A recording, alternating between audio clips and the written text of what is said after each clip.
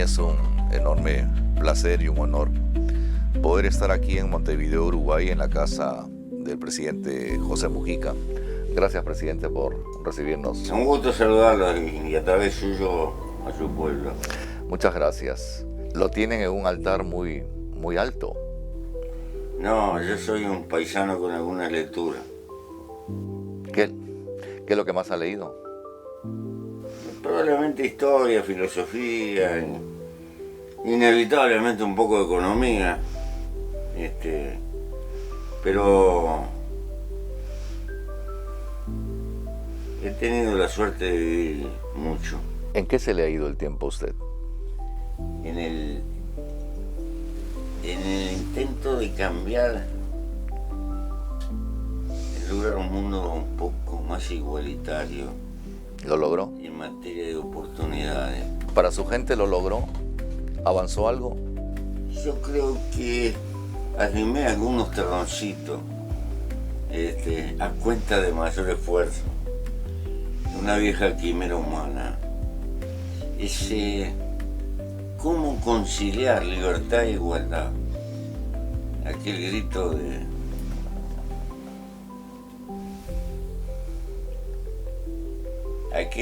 de la Revolución Francesa: queremos la igualdad bajo los techos en los cuales vivimos.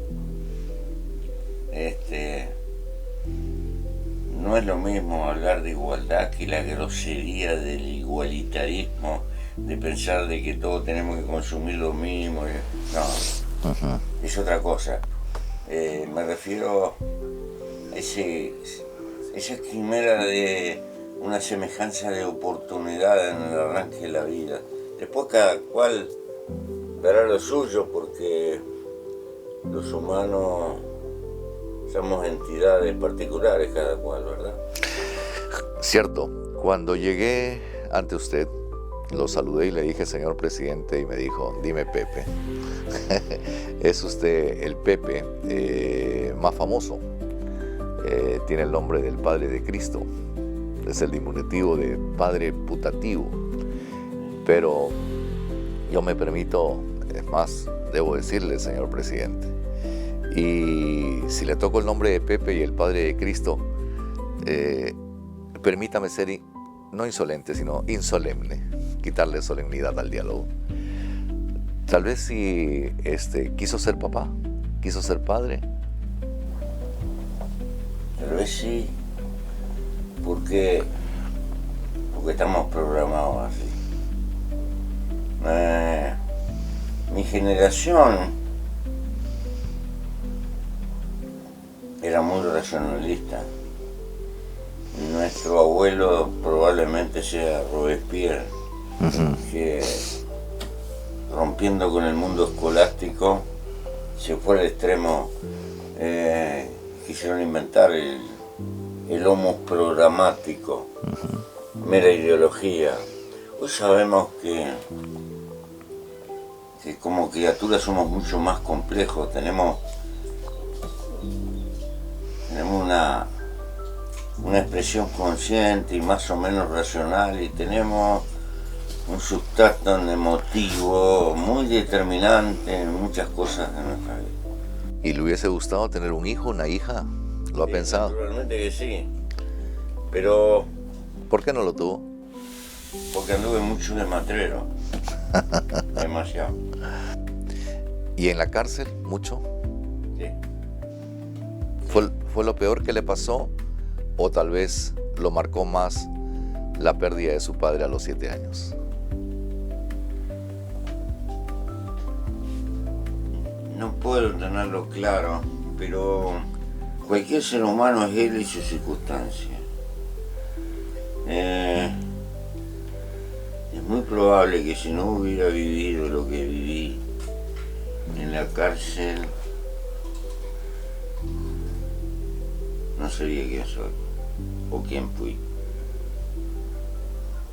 Porque los humanos aprendemos más de la adversidad que de la bonanza, siempre que la adversidad no nos destruya. ¿No lo destruyó la cárcel No, usted? la bonanza nos suele hacer mal, porque quedamos un poco engreídos, demasiado factuosos. Y la adversidad nos hace repensar y hablar mucho con el que llevamos adentro. Está el peligro que nos puede destruir. En mi caso no lo logró, pero lo puede destruir. La sabiduría que usted tiene, usted es un hombre sabio, ¿fue producto de esos golpes de la cárcel? Probable, yo pienso que sí. Yo no sé si ser sabio, no sé. Lo que pasa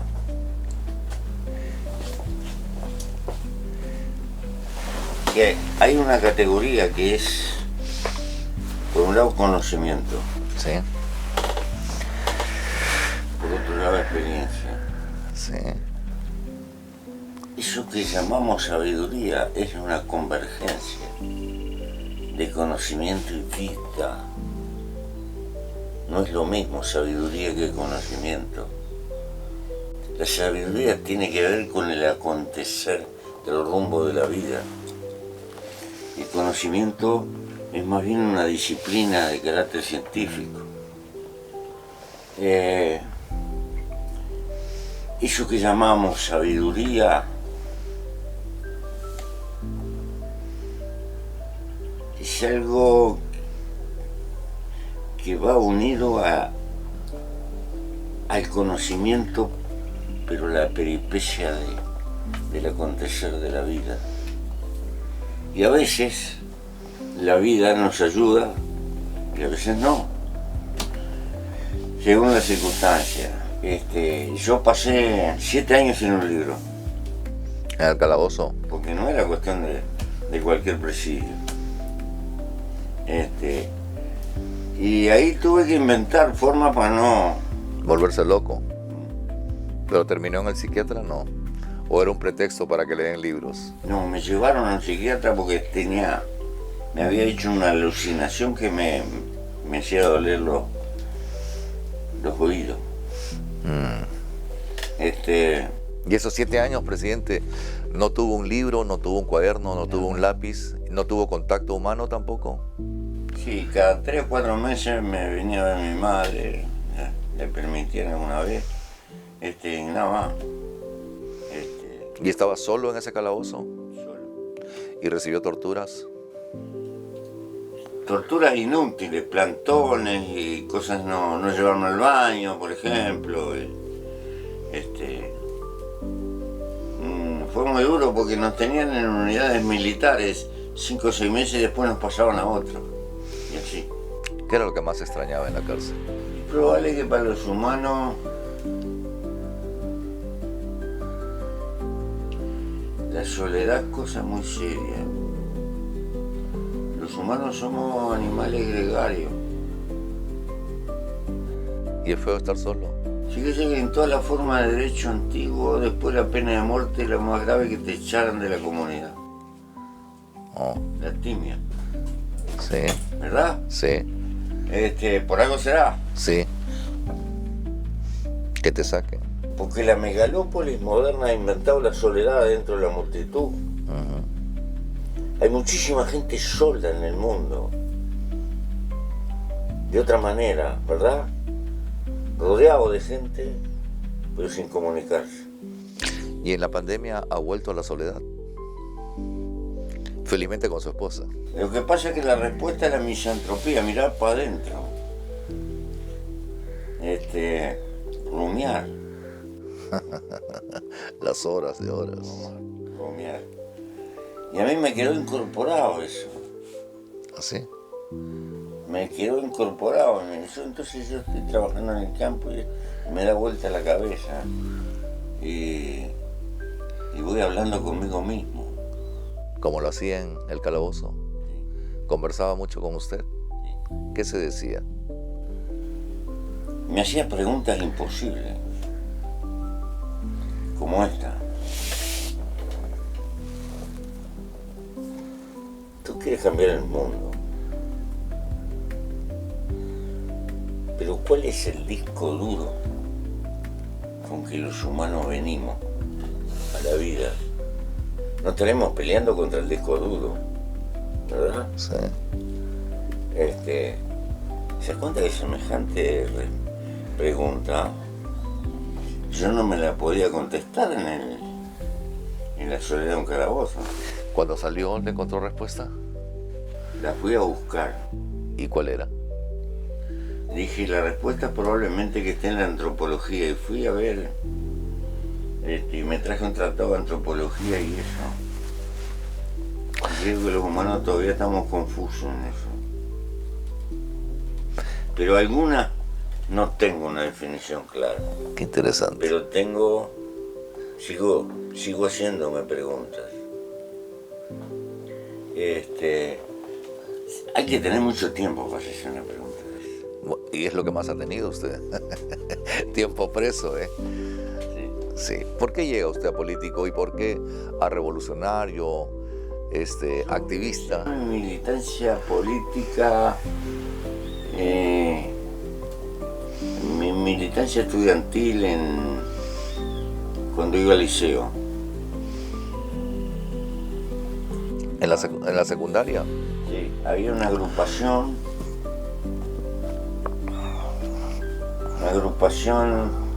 de origen bastante libertaria.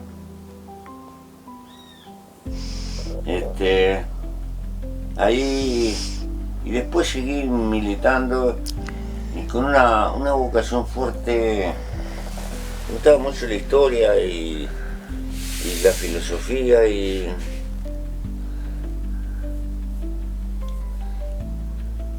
digamos, empezó mi actividad social. Eran tiempos de... El barrio donde yo nací era un típico barrio de obreros, donde iban muriendo las chacras. Para el crecimiento urbano. Y venían los solares. Era la época que un trabajador compraba un pedacito de tierra y se iba haciendo una casa en 2, 3 años, 4 años, primero una pieza, después. Van rentando. Sí.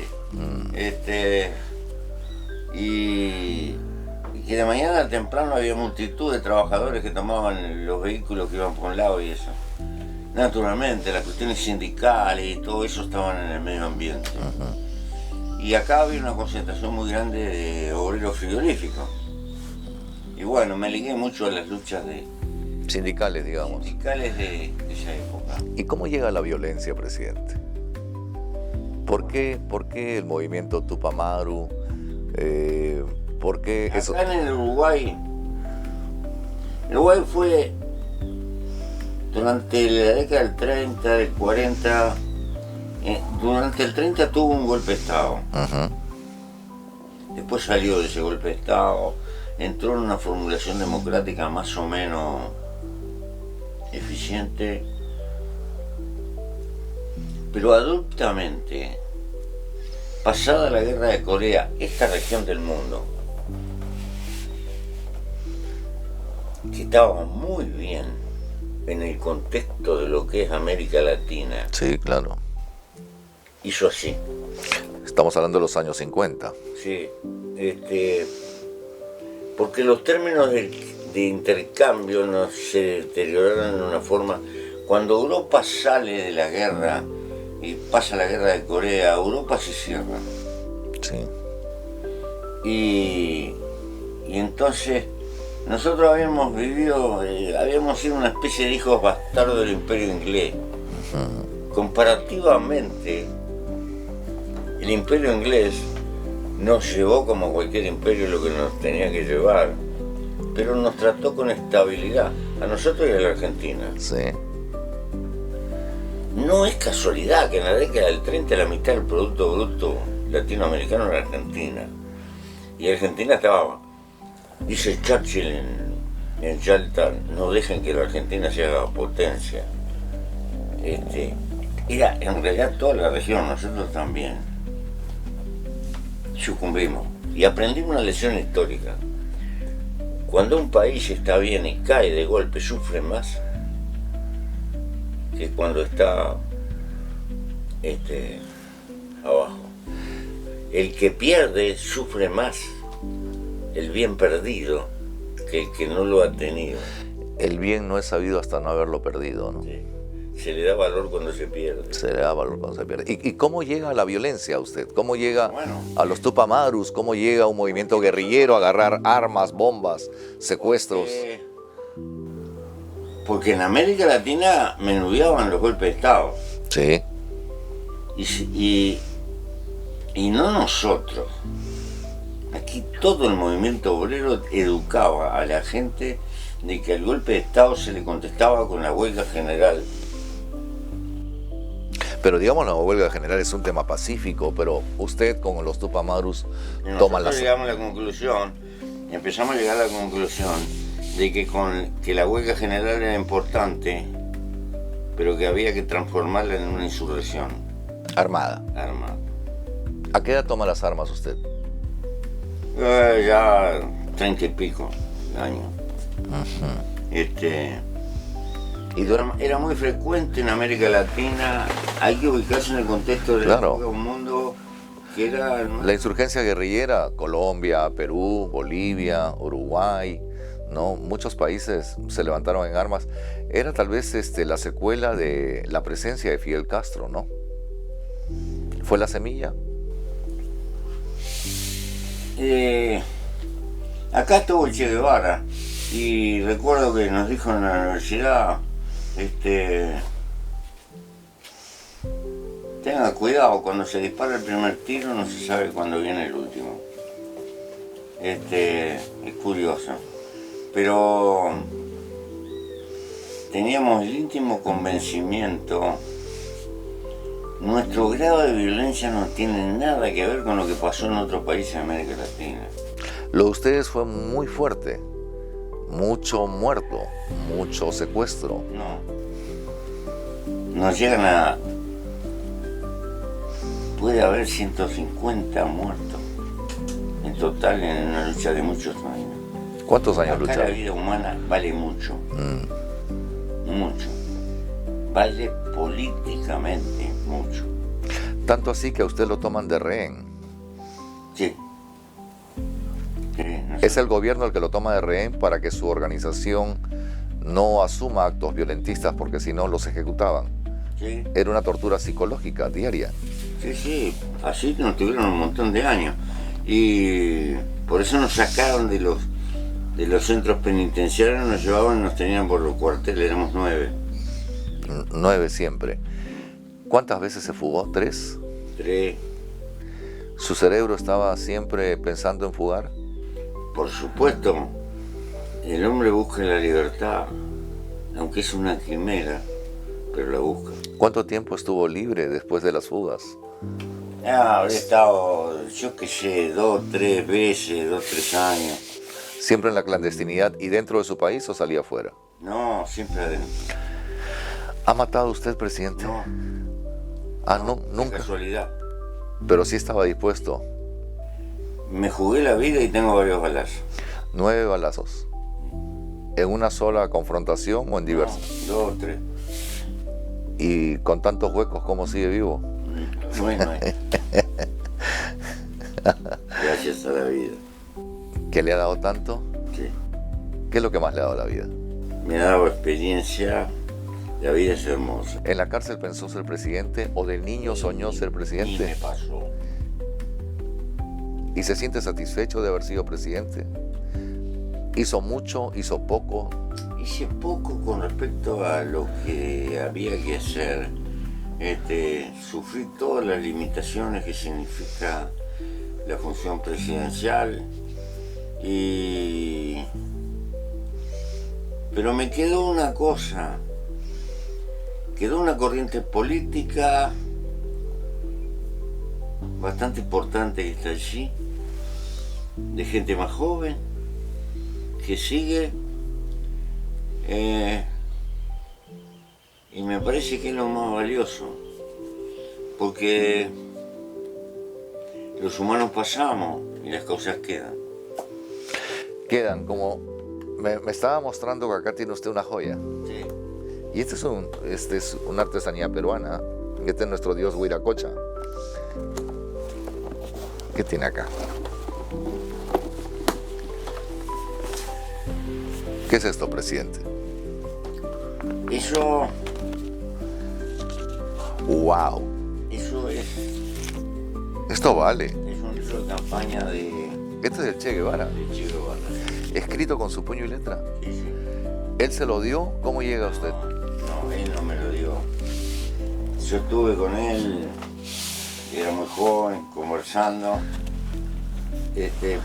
Cuando estuvo acá en el Uruguay y una vez en Cuba, Wow. eso me llegó por deferencia de algún gobernante boliviano. Evo, déjeme ser infidente.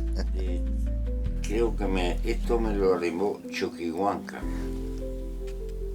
Chuquihuanca, el que fue canciller, el que fue canciller. el que fue el ministro de Relaciones Exteriores de Evo Morales. Oh, caray, esto vale, presidente. ¿Y lo ha podido leer todo? Sí, por supuesto. ¿Qué es lo que más le ha llamado la atención del Che Guevara, de estos escritos? Habla de la China, habla de las La proyecciones. capacidad de soñar que tenía y el amor que tenía por un mundo más justo.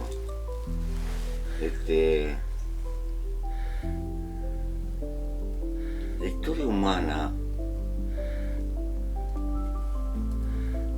el devenir humano no es así. Es así. Debería ser una sola línea recta, pero No, eso es demasiado racional. La historia humana está llena de tropezones, de caídas, de retrocesos, de cosas que se pierden. ¿cuál fue el peor tropezón que ha tenido usted?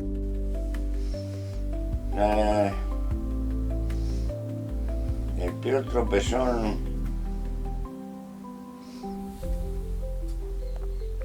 es la pérdida de algún ser querido, mi madre y eso. ¿Usted estaba preso cuando ella murió? No, No, ya estuvo libre. sí. Y se me acompañó todo el tiempo. Y después dejó la vida al poco tiempo que yo salí. Lucía en su vida, su esposa. Ah, un refugio. ¿A qué edad se casa con ella? El otro día, hace poco, estábamos juntos. Nos casamos, cumplimos con la formalidad de casarnos por las cuestiones de los papeles. ¿Así? Porque después uno se muere y nos hacemos unos líos bárbaros. Entonces queda todo más ordenado. Pero hace tiempo que andamos juntos. Siempre estuvo enamorado de ella. ¿Sigue enamorado? El amor, a mí es una dulce costumbre. Qué lindo. Es un refugio.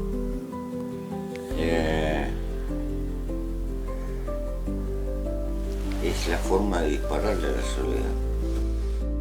Es muy triste la soledad. Es triste. Hablar con uno mismo. Hablar con uno mismo es sutil. Es el que nos enseña el camino de la filantropía. Pero no se puede vivir eternamente solo hablando con uno mismo. Pero bueno, en las últimas décadas la política, que es una función natural del hombre, el hombre es un animal político, Sí. porque es social. No es como los pumas que pueden vivir en soledad. Siempre ha vivido en grupos sociales. Y si son un individuo, hay conflicto. Pero hay que preservar lo social. El papel de la política es terciar en esa contradicción entre el interés general y el interés individual. Esa es la función de la política. Pero se ha tomado como profesión y se está transformando en pura economía. Aquello que empezó siendo economía política es pura economía y puro recetario. Tuvo que aprender y estudiar política, economía usted, ¿eh? Y sí, hay que saber un poco de economía. Pero la vida es más que economía. ¿Qué es? Es bastante más. Qué bollo sería Sí, ¿no? que si fuera solo economía. Wow. Dicen que es usted el presidente más pobre del mundo. Son locos. ¿Es usted un hombre rico? Son locos, son. Porque yo digo como pienso. Fue lo primero que me dijo al entrar a su casa. Claro, por lo siguiente. Si yo me complico la vida, escucha, hacen un palacete. Para tomar un té tienen que caminar 2 cuadras. Necesitan una vorágine de sirviente y servicio y todo eso. Después tienen que andar cuidando, poner uno que controle para que no lo roben, y esto, el otro. Todo complicado. Si para vivir no se precisa todo eso. ¿Cierto que su famoso Volkswagen celeste quiso ser comprado por un jeque árabe? ¿O esa es una leyenda? Una vez estuve y me dijo un jeque, mi hijo se lo quisiera comprar, tiene como 6.000 autos. Y le ofreció, dice, buena plata.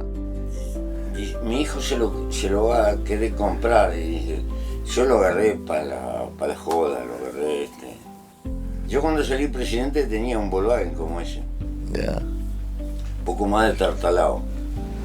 Y amigos de acá, del barrio, juntaron y compraron y me regalaron ese auto. Oh.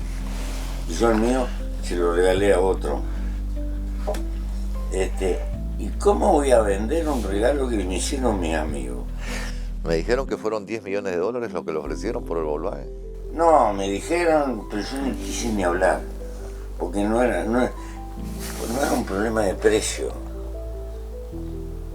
Era un problema que un regalo que gente muy humilde lo hizo de esta zona. Yo hubiera sido una felonía salir a pensar en venderlo. Si no es usted un presidente pobre, sí es un hombre filantrópico. Ha hecho aquí frente a su casa unos talleres industriales de capacitación para los jóvenes. Vive muy humildemente. Es un personaje al cual todos quieren conocer, quieren ir más allá. ¿Qué lo ha hecho ser distinto? Los años que estuve dándole vuelta en la soledad de mi cabeza, porque la noche que me ponían un colchón en el suelo para dormir estaba contento. Y aprendí que con qué poco se puede vivir y qué complicaciones nos hacemos en la vida cotidiana. Entonces, descartado eso, desde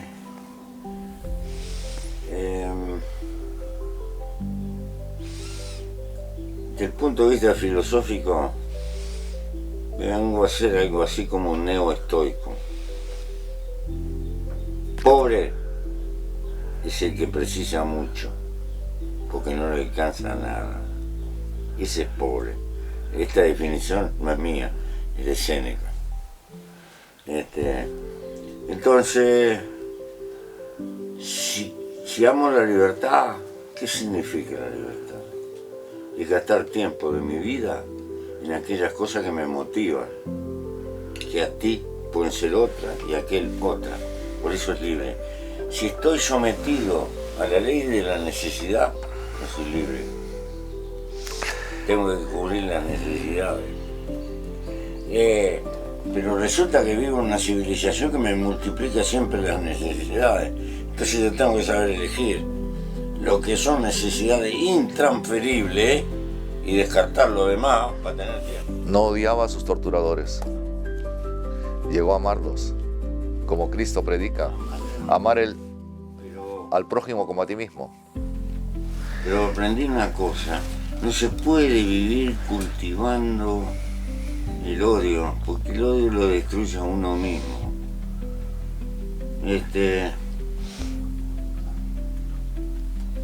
Al fin y al cabo, si no eran ellos, hubieran sido otros, estaban cumpliendo una función. ¿Y cómo fue ese encuentro entre torturador y víctima? Silencioso. ¿Dónde? ¿Cómo? Con respeto. ¿Estando ya usted en el poder? Claro, me tuvieron que bancar como presidente, ¿qué le parece? Wow. Pero yo no salí a cobrar cuenta. Porque también es una elección. Hay cuentas que no se cobran, se cargan, pero hay que andar con ellas. ¿Por qué? Porque cada ser humano es como un solcito de un sistema planetario. Usted no va a captar jamás el solcito, pero no se pelee con los planetas. Ajá. Es decir, todo hombre es su circunstancia familiar. Es suficiente que estando en la vereda de enfrente lo respete por los valores que usted dimana. Y con eso empieza a abrirle la puerta emocional a ese mundo que lo rodea. Porque si le cierran la puerta emocional, jamás. Y la función política es juntar gente. Y no voy a juntar gente por el camino del odio. Por el camino del odio, lo único que pasa es que multiplico la cantidad de adversarios. ¿Le teme a la muerte? La verdad que no la aprecio mucho a esa señora, pero sé que es inevitable. Ha estado muy cerca ella muchas veces. Sí, varias veces. Nunca disparó, pero sí secuestró. No, tampoco. Tampoco torturó. No, participé, sí. Participé en la detención de un personaje. Y esas muertes que se dieron en la violencia por parte de su agrupación, ¿no le pesan? ¿Duerme tranquilo? ¿Su conciencia está en paz? Yo creo que la naturaleza está hecha de tal manera que nos quedan cicatrices las heridas, pero las heridas cierran. ¿Pero hay cicatrices en el alma? Existirá el alma. ¿Qué cree usted?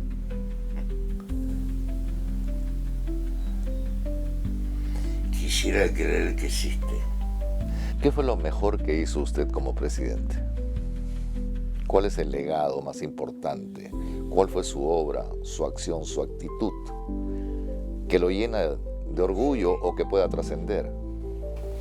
Creo que una cosa bastante importante.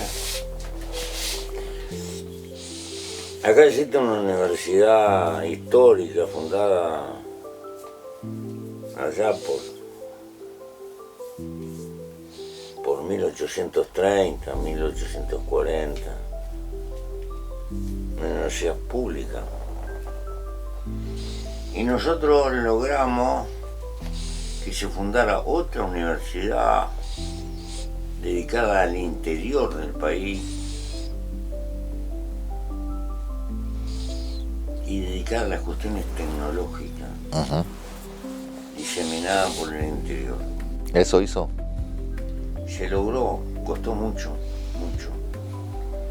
porque había como una centralidad, ¿no? Este es un país muy portuario, muy dependiente de Montevideo. Lo que nos ha traído un problema histórico. El centralismo. Sí, terriblemente centralista. Muy capitalista. Entonces, cualquier persona de clase media que quería que su hija o su hijo estudiara lo tenía que mandar a Montevideo. Y después ya no volvía más. Claro. Con lo cual le estábamos pasando siempre, le estábamos sacando lo más calificado del interior. Claro. Aún hoy, cada 25 profesionales que hay de formación terciaria en Montevideo, hay 7 en el interior. No puede andar un país así. No puede andar. Si no, hablamos de descentralización, si no llevamos talentos, si no desarrollamos el talento y si no invertimos recursos para que se desarrolle, no hay desarrollo. Entonces, uno de sus mayores legados fue la descentralización universitaria a través de estas currículas. Y lo peor que le pasó en su mandato, o el vacío que no pudo usted llenar. Y y probablemente había que haber hecho mucho más en la enseñanza, modernizarla mucho más, y no pude. El internet le habrá roto esquemas a usted. Usted no es nativo digital. Pero es inevitable, es como el día y la noche. Cierto.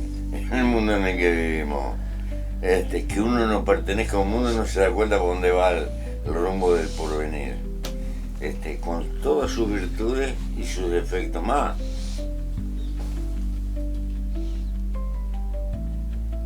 Este es uno de los problemas más fuertes civilizatorios contemporáneos. La humanidad ha avanzado enormemente desde el punto de vista tecnológico, pero no ha avanzado ni un milímetro desde el punto de vista de los valores. Si tuviera que representar a la humanidad, la represento con un gorila con una ametralladora. La ametralladora es la tecnología, pero la humanidad es el gorila. Seguimos siendo unas bestias. Pero una bestia con tecnología moderna es un peligro. ¿Se da cuenta? Sí. Es inevitable estar en Uruguay y no hablar de la marihuana. Son ustedes un aberraris en el continente. Esto parece Holanda, parece Ámsterdam. Una ley que ha causado controversia, pero que ha ayudado. ¿Se eliminó el narcotráfico en Uruguay? No, porque el Uruguay es un país puente, por aquí pasa.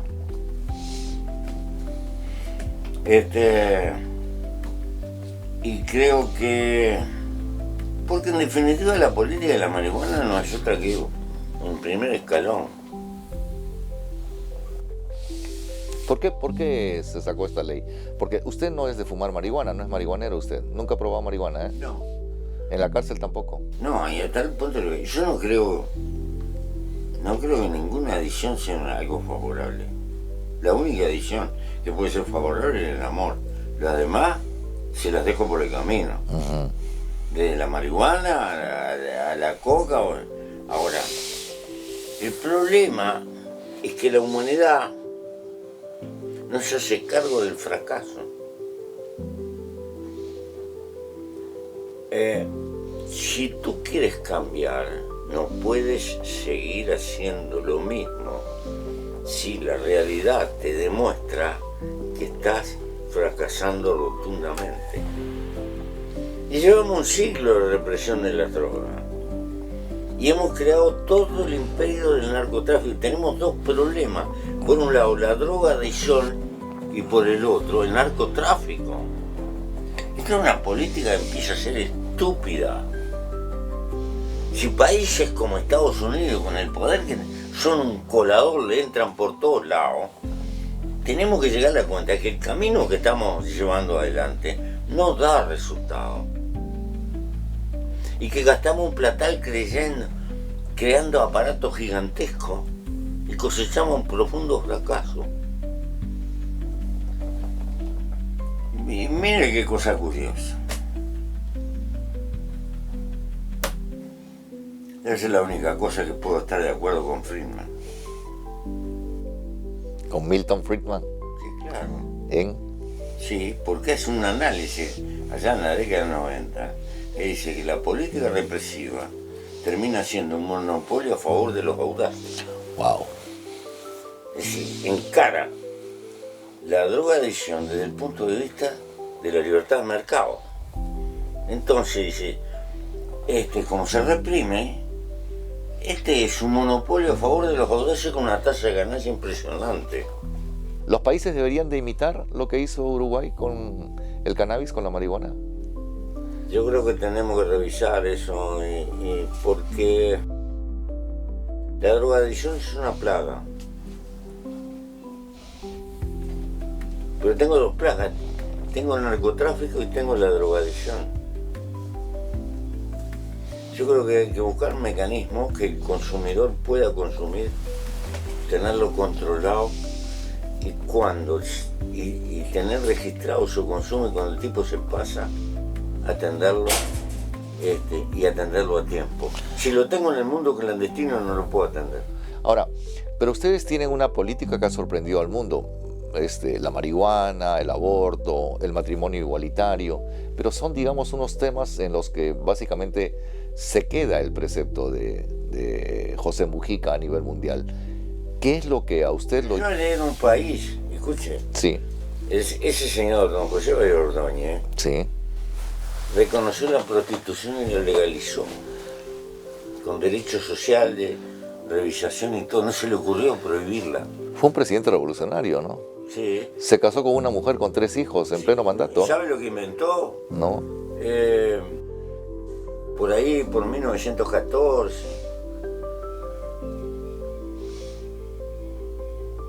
Inventó que el Estado hiciera el alcohol etílico.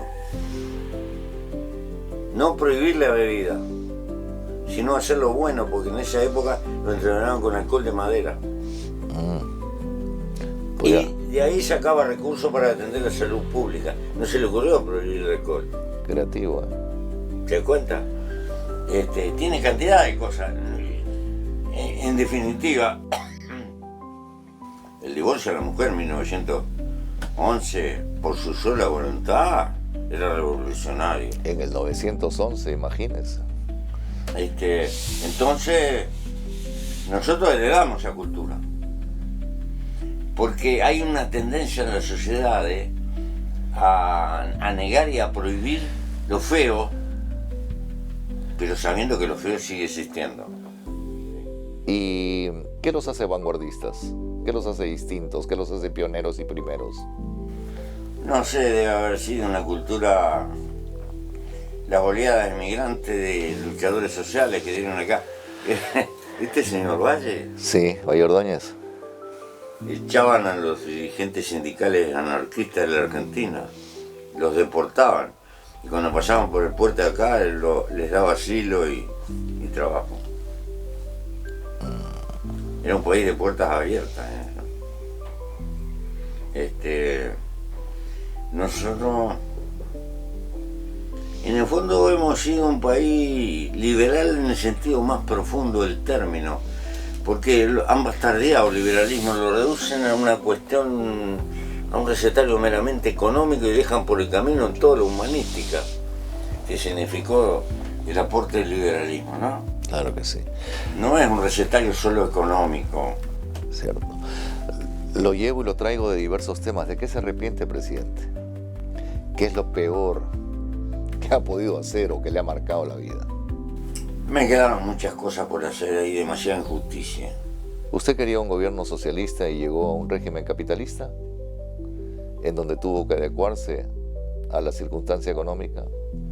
¿Era lo que pensó? O sea, cuando usted llega a ser presidente, al final, ¿fue frustrante no poder hacer las cosas que usted hubiese deseado hacer? Si uno mira para atrás, uno se tiene que ubicar en sus circunstancias. El tiempo va demostrando que las cosas son mucho más complejas de lo que pudimos haber pensado en una época. Yo no abdico, creo que el hombre en su historia es un animal socialista. Los pueblos primitivos vivieron más de 200, 300.000 años en una forma comunitaria, más bien la propiedad del grupo familiar. No se le ocurría a un cazador de venado que el venado era de él. El venado era de la familia. Esa es la historia del Chapin arriba de la tierra. Es alguien que depende del grupo social y el grupo social también lo ampara. La historia lo fue haciendo capitalista.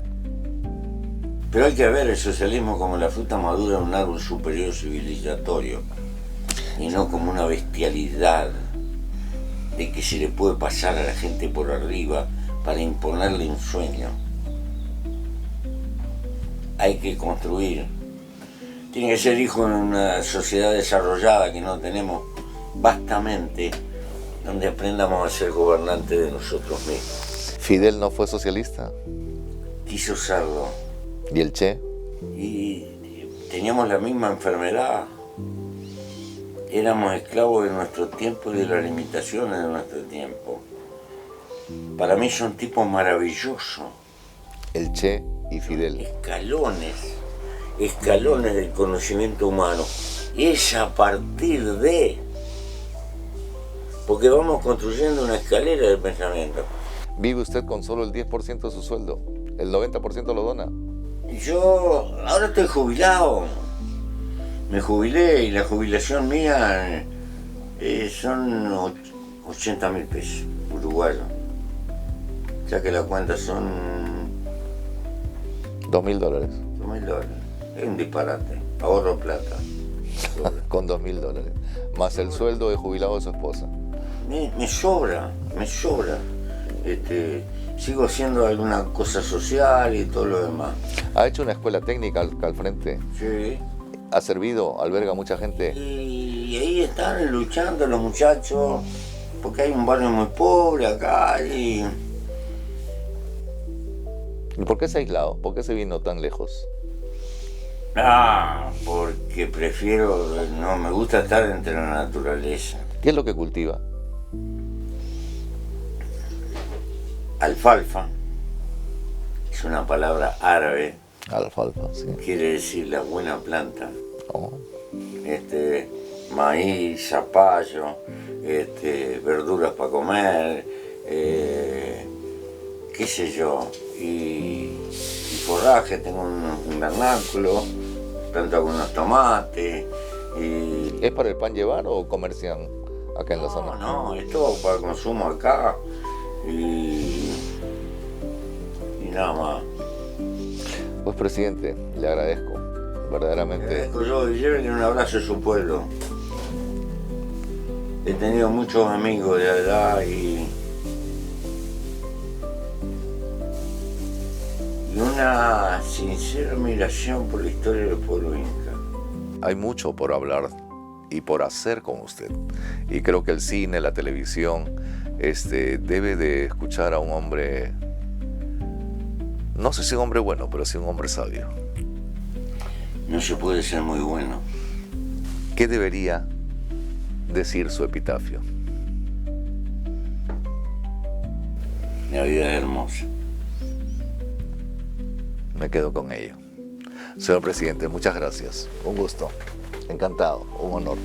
Soy Oscar Eduardo Bravo y ha sido un gusto poder departir con el señor presidente José Mujica aquí en Montevideo, Uruguay. Y me llevo el compromiso del amigo de que seguiremos conversando y hay que mostrar al mundo sí un hombre bueno y un hombre sabio. Gracias, señor presidente. Muy amable.